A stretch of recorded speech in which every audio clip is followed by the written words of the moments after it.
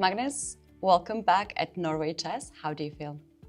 I feel really good being back here. Like, this is kind of the only kind of normal classical turn. Like, it's not completely normal because there's Armageddon, but it's the closest that I get, and it's basically all the best players in the world. So it's really good to be back.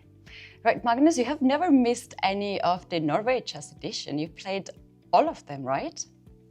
Yeah, I've played every single event since 2013.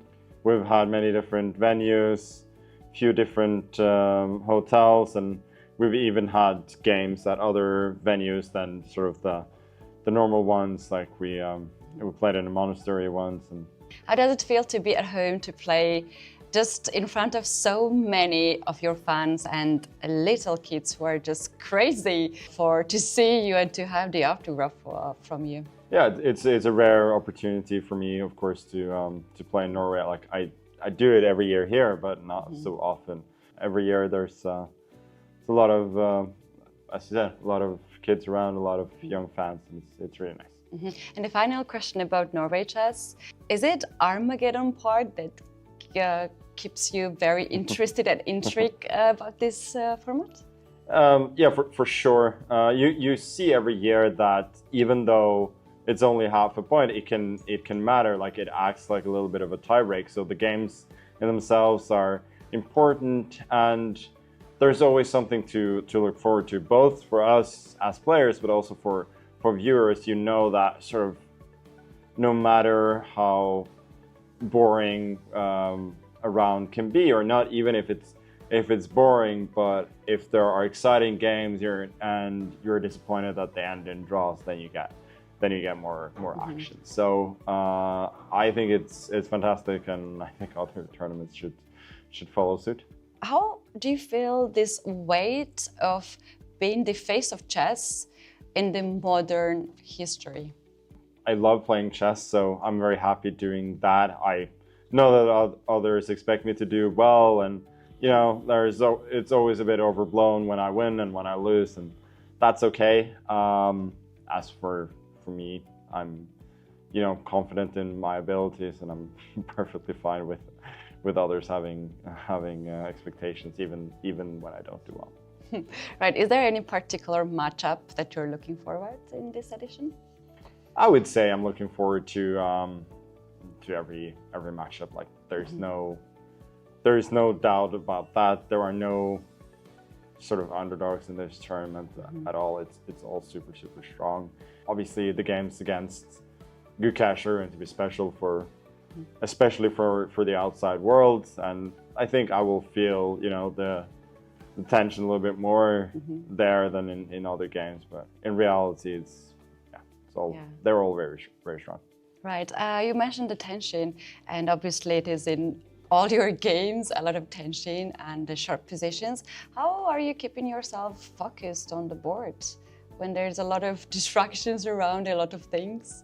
The truth is, I'm not always focused. Like, sometimes I slip up a bit and my mind might drift or something, but I often manage to get it back. And especially here, you have two tournaments going simultaneously. It's a lot of chess to follow as a fan, as well as I usually manage all right. Like, I might make mistakes here and there, but my focus is usually good when it matters. What is the chess lesson or the thing that changed your life? I think it's hard to single out one thing. One thing that was important for me in chess, like early on in terms of my development, was just not focusing on winning or losing, just focusing on having fun and improving, especially not sort of trying to develop openings or a style to optimize results in the short term, but sort of more try and learn everything. Like, I was very encouraged to do that, and that was very helpful.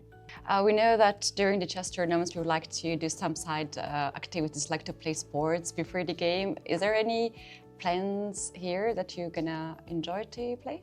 Yeah, I mean, Peter, my coach, is here, and he's a big golfer, so we'll probably go for that a bit. And I'm sure I'll do some shopping, some other nice activities with my wife as well. Yes. should be mentioned. So I think that's one of the perks of sort of working in the evening, as we do here, that you have some free time during the day to sort of unwind before the games. Yeah, you mentioned your wife who is here with you, and recently you announced that you're going to be parents very soon. And does this change something for you preparing for the fatherhood? Do you think it's some kind of affects you in a way of thinking about chess and competitive tournaments? I think we'll see when the time comes, but I've already kind of cleared my schedule, so I'm not playing a lot of tournaments around. We'll see. I'm very, very excited about the whole process, though. It's been really great so far. Amazing. And Magnus, you mentioned in one of the interviews that the opponent you would like to play is probably your child in the future. Are you still thinking so? And will we see two Carlsens playing at the Norway Chess in the future? Well, that would mean that I'm continuing my career to a little bit further than I planned. Obviously, if that means that the tournament still exists, I'd be very happy about that. Yeah, I will certainly encourage my child to do whatever he or she wants, and if that is chess, that's great. But I'm not gonna say that you have to get really good at chess, because I don't think that's how it works.